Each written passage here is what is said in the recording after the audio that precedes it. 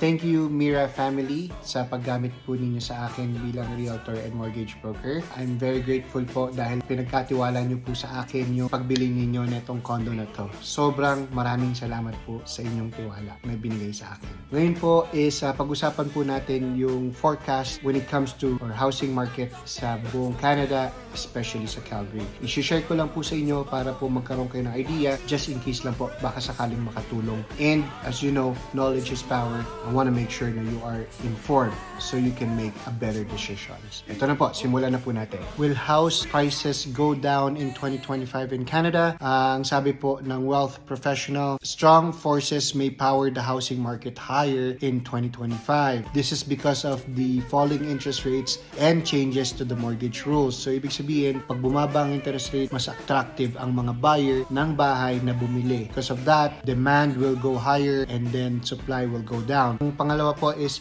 what is the housing market prediction for Calgary in 2025?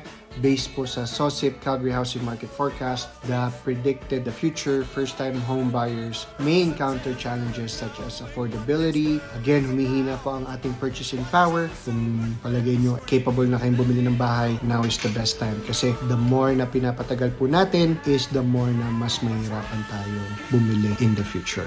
So next, will housing ever be affordable again in Canada? Based po sa Clover Mortgage website, house prices in Canada will keep on rising every day. As long as there's population growth, house price will continue to rise. In conclusion, there is no guarantee that real estate in Canada will become more affordable, and nagkakaroon po tayo ng housing shortage due to increase of the population. Ang epekto po nito ay ang pagtaas ng presyo ng bahay. So ito po yung mga forecast sa ating real estate housing market dito po sa Calgary and Canada. So I hope nakatulong po ito. Kung meron po kayong katanungan pa, please do not hesitate to contact me. Nandito lang po ako, Richard Panuelos of the Panuelos Real Estate Group. Handang tumulong, handang sumagot sa inyong mga katanungan. Mag-ingat po kayo palagi. Maraming salamat po.